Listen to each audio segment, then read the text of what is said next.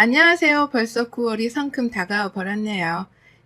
22년도는 유난히 빨리 지나간 것 같은데 여러분의 22년도는 어떠셨습니까?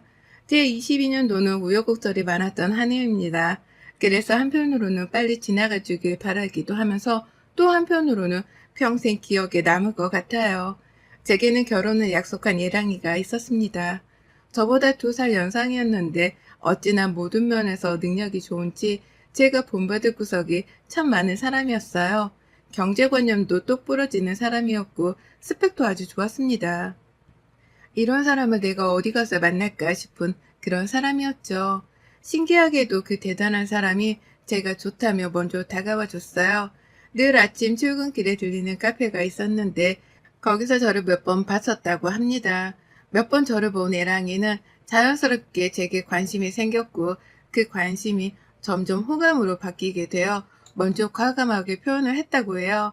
사실 저는 처음에 애랑이는 제게 저녁 한번 같이 먹자며 다가왔을 때 완전 선수인 줄 알았거든요.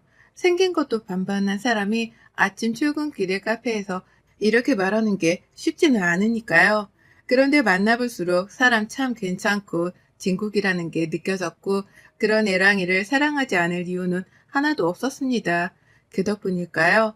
애랑이와 저는 꽤 빨리 불타오르기 시작했고 예상치도 못한 순간에 프로포즈를 받고 결혼까지 결심을 했습니다. 솔직히 너무 행복했던 게 저는 결혼을 서둘러서 하고 싶었기 때문에 애랑이의 프로포즈가 반가웠어요. 꼭 제 마음을 읽고 있는 사람인 것 마냥 어쩜 저렇게 읽어주는 건지 신기할 따름이었죠. 프로포즈를 한 애랑이는 제게 이것저것 말해주기 시작했습니다. 우선 나 살고 있는 아파트 있지? 거기 전세가 계약 1년 정도 남았는데 같이 살기에는 적당하니까 거기서 살다가 이사하는 건 어때? 좋지, 괜찮아. 부담스럽지도 않고. 이사할 집은 내가 땅이 있거든. 거기에 집을 지을까 하는데 어때? 물론 서울이고. 땅이 있다고? 무슨 땅? 예전에 아버지께 받은 땅인데 결혼할 때 집 짓고 살려고 냅뒀거든. 우리 1년 동안 사는 집에서 살고 거기 공사하면 딱 좋을 것 같은데 혹시 어때? 뭐야, 난 몰랐어. 너무 좋지. 그렇게 능력자였다고? 어우, 다르게 보이는데?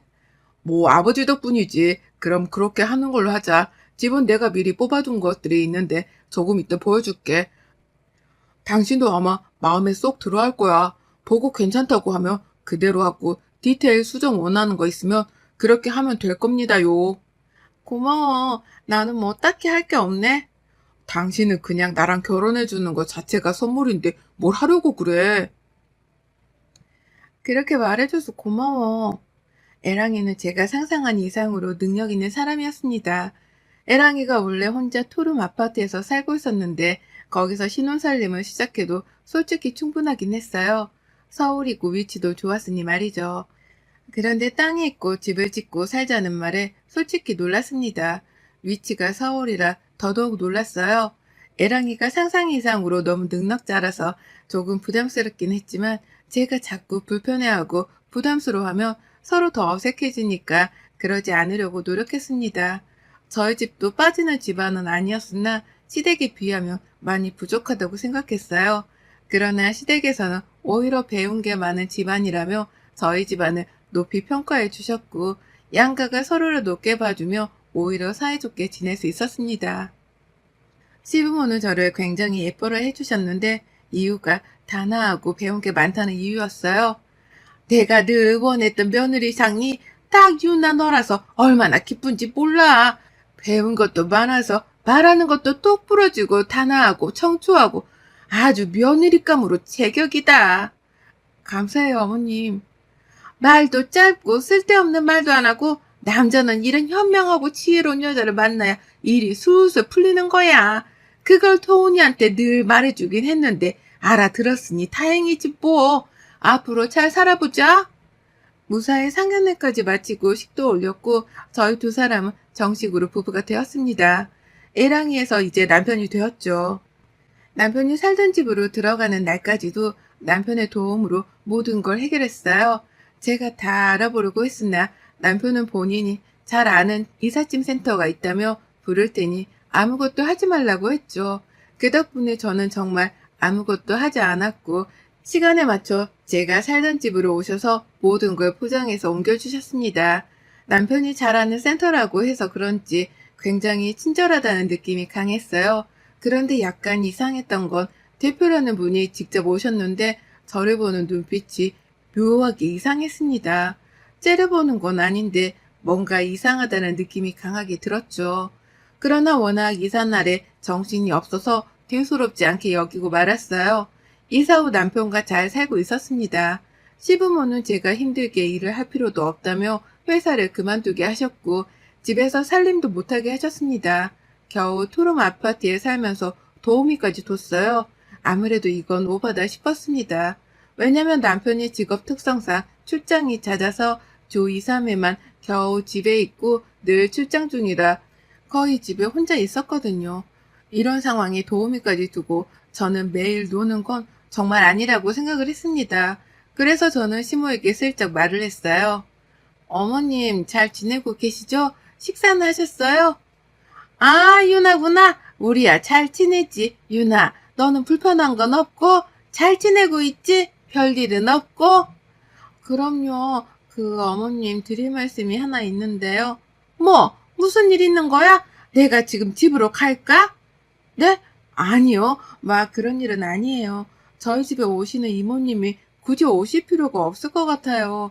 그이도 출장으로 집 비우는 시간이 많고 늘 저 혼자 있으니까 제가 직접 청소하고 살림하는 게 좋을 것 같아요.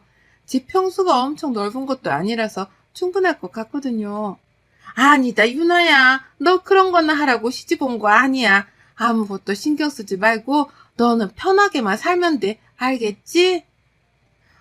그래도요, 어머님, 제가 집에서 아무것도 안 하는 게 신경 쓰이더라고요. 그냥 제가 하는 게 좋을 것 같아요. 아무것도 하지 말고 그냥 살라고, 유나야. 편하게 살라는데 왜 그러니?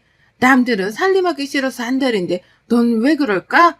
배려를 해주면 그냥 받아 먹어. 알아들어? 네? 어머님, 그냥 그렇게 사는 걸로 할게. 난 바빠서 먼저 끊으마. 늘 제게 따뜻하게 전화를 해주셨던 시모는 갑자기 다른 사람처럼 돌변해서 말을 했습니다. 약간 입 다물고 내가 하라는 대로 하고 살아 라고 하는 느낌이 들었죠. 조금 놀랐어요. 그러나 한편으로는 시모가 그렇게 저를 생각해서 해주신 건데 제가 자꾸 싫다고만 하니까 그게 언짢으셨나 싶었죠. 그래서 저는 불편하지만 그냥 그렇게 살기로 했습니다. 그런데 주 2, 3회씩은 꼭 집에 들어오던 남편이 주 1, 2회로 줄었어요. 안 그래도 외롭고 쓸쓸했는데 저렇게 돼버리니까 너무 외롭고 쓸쓸해졌죠. 이전에는 그래도 애틋하고 좋다고 생각을 했다면 이때부터는 결혼한 게 맞나 싶을 정도였습니다. 제가 더 힘들었던 이유가 남편은 집에 있는 저를 좋아했어요. 한마디로 밖에 돌아다닌 걸 별로 좋아하지 않았습니다. 본인이 전화를 했을 때 제가 밖에 있으면 꼭 다툼으로 이어졌죠. 여보, 시끄럽지? 뭐야? 집 아니야? 어디야? 나 지금 예슬이랑 점심 먹고 잠깐 카페 왔거든. 근데 여기 음악 소리가 너무 크네? 점심 먹었으면 집에 가야지. 카페는 뭐하러 갔어? 내가 뻔히 안 좋아하는 거 알면서 나도 없는데 혼자 그렇게 돌아다니면 어떡해? 에이, 당신이 뭐 집에를 와야 같이 돌아다니지. 그럼 나는 뭐 하루 종일 집에만 있어? 나도 사람인데 답답해. 불안해서 그렇지. 혼자 그렇게 돌아다니는 거 싫으니까 1시간 내로 집에 들어가줘. 싸고 싶지 않으니까. 여보, 너무 이기적인 거 아니야? 내가 뭘 하는 것도 아니고 친구 만나서 점심 먹고 카페 온 건데 이게 뭐 잘못이야? 얘도 아니고 언제까지 그럴 거야? 당신이 집에 자주 오는 것도 아니고 나는 결혼하고 낙이 없잖아. 하루 종일 아무것도 못하게 하고 뭐 좀 배우겠다 해도 집에서 하라 하고 나는 뭐 집에서 나가면 안 돼? 아, 정말 왜 그래? 내가 집에 있는 사람이면 당신이 새벽에 들어와도 상관없다고. 근데 당신이 당장 무슨 일이 생겨도 내가 가질 수가 없잖아. 나는 그런 거 생각하는 건데 당신은 왜 그런 내 마음을 몰라주냐? 진짜 서운하네. 웃기지 마. 그냥 내가 나와 있는 게 싫은 거잖아. 이제 그만 좀 해. 내가 매일 나오는 것도 아니고 어쩌다 이렇게 나오는 건데 내 기분 상하게 하지 마. 귀엽고 집에 안 들어가시겠다? 그래, 그럼 그렇게 해. 남편은 저렇게 전화를 끊었고 이어 시부에게 전화가 왔습니다. 설마 했는데 남편이 고자질을 했더군요. 네, 아버님, 저예요. 세아가, 너 지금 바뀌냐? 아, 네. 친구랑 점심 먹고 커피 마시고 있어요. 곧 들어가려고요. 집에서 밥 먹고 커피 마시면 큰일 나는 거냐? 서방은 저 멀리서 마누라도 못 보고 일하느라 힘들어 죽을 텐데 마누라는 서방을 애타게까지 만들면 쓰겠어? 그건 정말 잘못된 일이라고 생각한다. 당장 집에 들어가도록 해라. 오죽하면 도윤이가 일하다 말고 나한테 전화를 했겠어? 아버님, 제가 매일 그러는 것도 아니고 대체 왜 이렇게까지 하시는지 모르겠네요. 카페 주소 말해라. 당장 차 보낼 테니까 그거 타고 가. 네? 아니에요. 제가 들어갈게요. 두 번 말 안 한다. 주소 보내라. 결국 저는 보내주신 차를 타고 귀가를 해야 했어요. 친구에게 어찌나 미안했는지 모릅니다. 이거 뭐 하는 짓인가 싶었어요. 온실 속의 화초도 이 정도로 보호받지는 않을 거예요. 이러다 보니 집안에서 뭔가 우울함이 자꾸만 생겨났습니다. 오죽하면 이모님께서 제게 그랬어요. 사모님, 창거리를 하려고 하는데 계속 사장님이 안 들어오셔서 버리는 게 생겨서요. 혹시 어떻게 만들면 좋을까요? 그냥 제 것만 해주세요. 네, 알겠습니다. 사장님이 너무 바쁘셔서 외로우시죠? 그렇죠 뭐. 주제 넘는 말일 수 있지만 저는 괜찮으니까 저랑 대화하세요, 사모님. 그렇게 아무 말도 안 하고 계시면 우울증 와요. 무기력해지고 사람이 힘들어져요. 저는 이모님의 말씀에 울컥해서 눈물이 막 쏟아졌어요. 누군가랑 대화가 그렇게 하고 싶었는데 누구랑 대화를 해야 할지 몰랐거든요. 솔직히 이모님은 일하고 계시는데 제가 말을 걸면 불편해하실까봐 늘 방에 들어가서 조용히 있었어요. 그런데 먼저 저렇게 손을 내밀어 주신 후 이모님과 이런저런 대화를 나누며 시간을 보냈습니다. 그 누구에게도 속내를 제대로 털어놓지 못했는데 이모님에게는 다 말했어요. 이제는 하다 집에도 안 오고 시댁 가서 자거나 여행을 가버리는 거 있죠? 저희 신혼인데 당연히 집부터 와야 하는 거 아니에요? 대체 이게 뭐 하는 짓인지 모르겠어요. 그냥 이쯤 되니까 이 사람이 저를 생각하긴 하나 싶고 눈물 나기 서러워요. 말로는 저를 너무 유하는 것처럼 하면서 이건 진짜 아닌 것 같아요. 사모님, 제가 이 일하면서 늘 귀 닫고 눈 가리고 입 닫고 그렇게 일했는데 사모님만큼은 무슨 일이든 꼭 도와드릴 테니 걱정 마세요. 제 촉으로는 죄송하지만 외도 문제일 가능성이 높아요. 그러니까 사모님도 마음 단단히 먹고 대비하세요. 사장님은 저 자체를 무시하니까 제 앞에서 서스럼 없이 행동하시거든요. 제가 뭔가 이상한 게 있으면 잡아둘게요. 설마요, 그럴 리가요. 모르는 거예요. 그렇게 믿고만 있다가 사모님만 죽을 만큼 힘드니까 마음 비우고 계세요. 아니면 정말 다행이지만 맞으면 사모님만 힘들어요. 저는 이모님의 말을 듣고 생각을 해보니 뭔가 정황상 남편이 바람피는 게 맞을 수 있다고 생각이 들었고 너무 눈물이 나더라고요. 저보다 훨씬 현명하시고 판단이 빠르셨던 이모님의 도움으로 저는 포커페이스를 유지했고 남편이 집에 들어오면 평소처럼 행동했습니다. 그리고 제가 보지 못하는 남편의 또 다른 모습은 이모님께서 몰래 봐주셨죠. 의심되는 부분은 없었고 이모님은 퇴근을 하셨어요. 남편과 정말 오랜만에 함께하는 날이었지만 마냥 기분이 좋지는 않아서 그냥 대화나 했습니다. 진짜 오랜만에 보네? 연애할 때보다 보기가 힘들어? 왜 또 비꼬고 그래? 이게 다 당신이랑 나 잘 먹고 잘 살려고 열심히 일하는 건데. 그래, 일하느라 힘들 텐데 쉬어. 나 잠깐 나갔다 올게. 뭐? 어딜 나가? 왜? 당신은 하루 이틀 집에 들어오고 여행 다니고 할 거 다 하면서 나는 또 나가면 안 돼? 진짜 이기적인 거 알지? 제발 그만 좀 해. 지겹다 지겨워. 저는 남편과 한 집에 있는 게 불편했고 답답했습니다. 그래서 집 앞 카페에 가서 홀로 커피를 한 잔 했어요. 차라리 거기서 커피 한 잔 하는 게 마음이 편했습니다. 나온 지 한 20분쯤 지났을 때 시모에게 전화가 왔어요. 설마 또 남편이 전화를 한 걸까 싶어서 받아봤습니다. 네, 어머님, 너 당장 집으로 들어와. 나 지금 너희 집 왔으니까. 네? 여보세요? 시몬은 잔뜩 화가 난 목소리였고 제 말을 듣지도 않고 전화를 끊어버렸죠. 평소 같으면 상대를 하기 싫어서 피하고 싶었을 거예요. 그런데 무슨 바람이 분 건지 저도 열이 받았고 어디 한번 뭐라고 하는지 드러나 보자 싶었습니다. 그래서 바로 집으로 갔고 남편은 소파에 다리 꼬고 앉아서 쯧쯧을 날리며 핸드폰을 하고 있었어요. 그리고 시몬은 저를 보며 고함을 질렀죠. 너 내가 예쁘다 예쁘다 해주니까 눈에 보이는 게 없니? 정신교육을 아주 똑바로 해야겠다 너. 남편은 하늘이야 알아들어? 따라해. 남편은 하늘이다. 뭐해 안 따라하고. 뭐 하세요? 제가 왜 그걸 따라해요? 무슨 사이비 종교도 아니고. 뭐야? 이게 근데 너 지금 말 다 했어? 좀 배운 집안애라고 예뻐라 해줬더니 기어오르는 거 봐. 정말 너가 예뻐서 그렇게 한 거라고 생각하니? 별로 궁금하진 않으니까 말씀 안 해주셔도 괜찮고 정신교육이고 뭐고 그런 거 받고 싶지도 않으니까 가주실래요? 지금 이 시간에 아들내외 집에 불쑥 쳐들어오셔서 며느리한테 삿대질하며 고함 지르는 어머님도 교육은 필요하실 듯 하네요. 야, 너 뭐라고 했어 지금? 이봐요, 야! 라고 하시는 거 보니까 확실하네요. 어머니, 제가 오늘은 피곤하니까 다음에 교육은 좀 시켜드릴게요.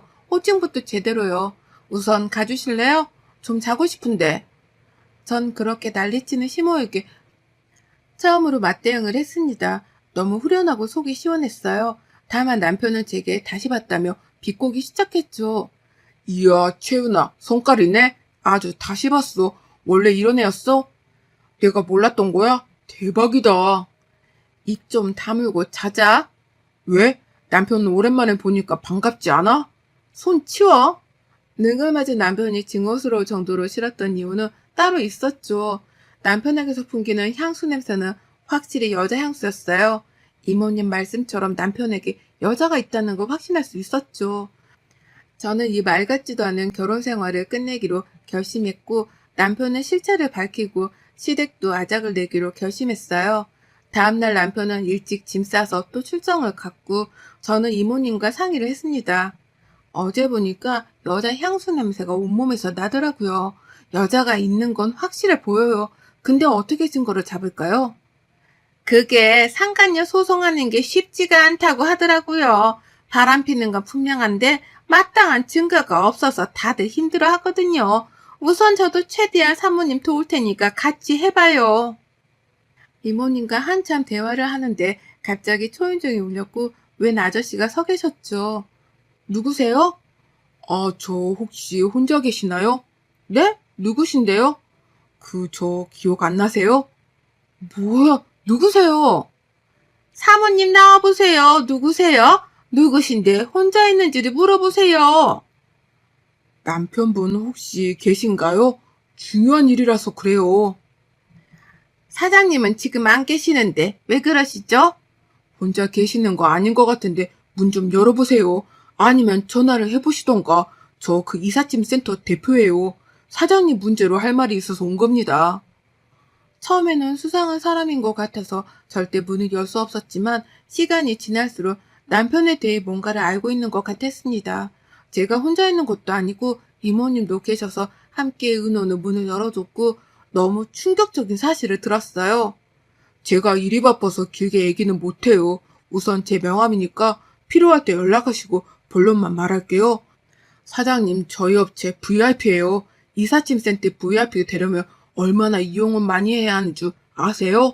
그런데 사장님은 매번 수많은 여자들만 이사를 시키셨어요. 그것도 매번 결혼을 한다고 하셨고요. 처음에는 대체 이혼을 몇 번 하시는 건가 싶었는데 아무리 생각해도 이상하더라고요. 그게 무슨 소리죠? 말 그대로예요. 사모님이랑 결혼하기 한 달 전에도 어떤 여성분이랑 결혼한다고 이사하셨고 살림살이 다 꾸리는 거 저희가 도와드렸어요. 주소도 알고 있고요. 우연히 찍은 사진 영상도 있습니다. 제가 오지랖 부리는 이유는 딱 저희 딸 버리신데 저희 딸도 사위놈이 바람나서 이혼하고 혼자 애 키우면서 힘들게 살거든요. 그래서 내가 이 꼴 못 보겠더라고요. 그럼 그 여자가 바람난 상간녀가 맞는 것 같네요. 추서하신다는 거죠? 너무 충격을 받긴 했지만 정신을 차렸고 이사업체 대표님은 저랑 이모님이 가겠다고 했으나 혹시 모르니 함께 가주시겠다고 했습니다. 덕분에 저는 든든한 지원군들과 함께 상간녀 집에 쳐들어갔고 들어가 보니 아주 보기 좋은 신혼집이 따로 없더군요. 거기에는 남편이 팬티바람으로 있었고요. 이모님께서는 주방에 가셔서 행주를 음식물 쓰레기통에 넣었다 빼셨고 그걸로 상간녀 얼굴을 막 뭉개주셨습니다. 상간녀는 악을 쓰고 난리도 아니었죠. 이어 이 사업체 대표님은 현장 증거라며 영상과 사진을 침착하게 모두 찍으셨어요. 겨우 이딴 짓이나 하고 다니면서 출장 핑계로 집에 안 온 거야? 주잡하게 뭐 하는 짓이냐? 가정부의 이사업자의 대표 데리고 너 뭐 하냐? 그래, 떠들 수 있을 때 마음껏 떠들어. 지금 아니면 네가 언제 나한테 입을 놀리겠어? 안 그래? 앞으로 어떻게 되는지 두고 봐. 남편은 상간녀와 오래전부터 진심으로 사랑했던 사이였다고 합니다. 시부모는 별 볼 일 없는 상간녀를 반대했고 부인으로 보기 좋은 여자를 두면 이 두 사람이 두 집 살림하는 걸 허락해 준다는 조건으로 저와 결혼했다고 해요. 이모님과 이사업체 대표님의 도움으로 저는 많은 증거 영상과 자백 영상까지 손에 쥐었고 법정에서 상간녀 소송, 혼인 모욕 소송까지 다 진행했습니다. 혼인 기간이 짧아서 위자료 청구가 어려울 줄 알았으나 제가 본 피해가 있어서 위자료도 넉넉히 받게 되었어요. 혼인 모욕 소송 역시 승소하게 되었습니다. 전 이후 저를 도와준 이모님과 이사업체 대표님께 보답을 했어요. 우선 이모님의 경우 저 때문에 하루아침에 백수가 되셔서 저희 친정엄마의 도움을 통해서 좋은 집으로 들어가셔서 일을 할 수 있도록 해드렸고 금전적으로 도움을 드렸습니다. 그리고 이 사업체의 경우 제 직업이기도 해서 홍보를 공짜로 제대로 해드렸고 그 외에도 전 직원에게 간식, 커피, 영양제, 담요를 선물로 돌렸어요. 지금도 이모님과 이 사업체 대표님 그리고 저 이렇게 셋이 삼총사 모임이라고 해서 종종 만나서 술 한잔을 하는데 이제는 제가 이모 삼촌이라고 부르고 두 분은 저를 편안하게 유나야 라고 불러주세요. 쓰레기 같은 집안에 들어가 참 힘든 시간을 보냈지만 안 그래도 제 인생에 귀한 인연을 얻을 수 있어서 마냥 실패한 시간은 아니었다고 위로를 해봅니다. 여러분의 생각은 댓글로 남겨주세요. 오늘도 시청해 주셔서 정말 감사합니다.